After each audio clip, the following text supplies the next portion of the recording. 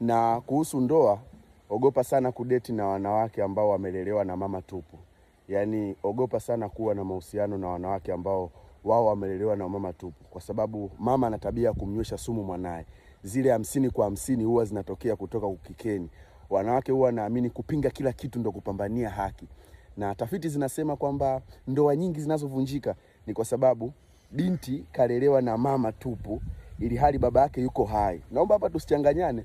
Kuna baba ametangulia kufa kabaki mama tupu, hiyo haina shida.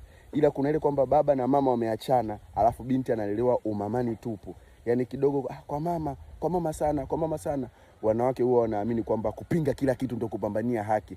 Kwa mtoto ananyeshwa sumu kwamba kama vipi siwachane naye tu, kama vipi si hivi na hivi.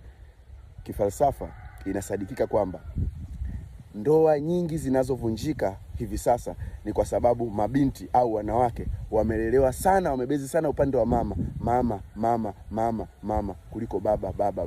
Wababa huwa ni watu wenye maamuzi, lakini wamama wengi huwa ni watu wa kuchokonoa na kumjaza sumu kwamba hata mimi baba yako ilikuwa hivi na hivi, hata mimi baba yako ilikuwa hivi na hivi. Huyo mwanaume hapo wengi tu wasikusumbue sijui na nini. Langu jina naitwa Amani Dimile, mtoto wa fundi mota. Asubuhi njema. Hai.